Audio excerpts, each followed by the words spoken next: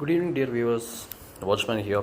ഇന്ന് 19/1/2026 16:08 hours. ഇന്ന് ഞാൻ നിങ്ങൾക്ക് പരിചയപ്പെടുത്താൻ പോകുന്നത് എൻ്റെ ബാക്ക് യാർഡിൽ നിന്ന് കിട്ടിയൊരു സ്റ്റോണാണ്. ഒരു ഈസ്തറ്റിക് ലുക്കില്ലേ. ഇതൊരു ക്വാർട്സ് ക്രിസ്റ്റലാണ് കേട്ടോ. ക്രിസ്റ്റലല്ല, ക്വാർട്സിൻ്റെ സ്റ്റോണാണിത്. ക്വാർട്സിൻ്റെ സ്റ്റോൺ ആയതുകൊണ്ടാണ് ഇത് അത്യാവശ്യം ട്രാൻസ്പാരൻ്റ് ആയിട്ടിരിക്കുന്നത്. ഈ ലൈറ്റ് അത്യാവശ്യം നല്ല രീതിയിൽ ഇത് കടത്തി വിടുന്നുണ്ട്. ട്രാൻസ്പാരൻ്റ് എന്ന് വേണമെങ്കിൽ പറയാം. ചില ഭാഗങ്ങൾ മാത്രമാണ് ട്രാൻസ്പാരൻ്റ്.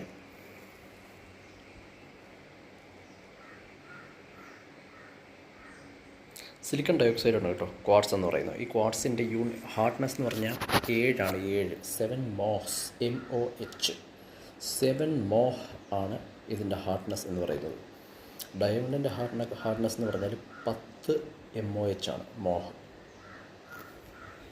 എങ്ങനെയുണ്ട്? നല്ല രസമില്ലേ? ഇതിൻ്റെ വേറൊരു ആംഗിളിലുള്ള വ്യൂ ആണ്. ഇത് കണ്ടോ, ഈ പോയിൻ്റഡ് സർഫസുകളുണ്ടോ, ഈ പോയിൻറ്റ്സ്. ഇതാ ഇവിടെ വേറൊരു പോയിൻ്റ് ഉണ്ട്. ഇതൊരു പോയിൻ്റാണ്, ഇത് മറ്റൊരു പോയിൻ്റാണ്. ഈ 2 പോയിൻറ്റുകളിൽ ഇത് വേറൊരു പോയിൻ്റായിട്ട് വേണമെങ്കിൽ കണക്കാക്കാം. ഈ 3 പോയിൻറ്റുകളുടെ ഇടയിൽ വേറെ ഒരു ടഫ് സ്റ്റോണായിരുന്നു. അത്ര ടഫല്ല എങ്കിലും അത്യാവശ്യം ടഫ്നെസ് ഉള്ള വേറൊരു സ്റ്റോണായിരുന്നു. അത് ഞാനങ്ങ് തുരന്ന് കളഞ്ഞു. അതേതോ കാൽക്കോഡോണി ആയിരുന്നു. വലിയൊരു രസമില്ലാത്തൊരു സ്റ്റോണായിരുന്നത് കൊണ്ടാണ് ഞാനത് തുരന്ന് കളഞ്ഞത്. ഒരു കോമ്പസ് വെച്ച് ഞാനത് ഡ്രിൽ ചെയ്ത് ഫുള്ള് കളഞ്ഞു. അതിനുശേഷം ഞാൻ അത്യാവശ്യം ഡ്രിൽ ചെയ്ത് അതിൻ്റെ അകത്തോട്ട് വരെ കയറും. ഇതിൻ്റെ അകം വരെ ഉണ്ടായിരുന്നു ആ സ്റ്റോണെ, ആ കാൽക്കഡോണി എന്ന് പറഞ്ഞാൽ അയൺ ഓക്സൈഡും പിന്നെ കാൽഷ്യം ക്രിസ്റ്റൽസൊക്കെ വരുന്ന വേറൊരു സ്റ്റോണാണ്.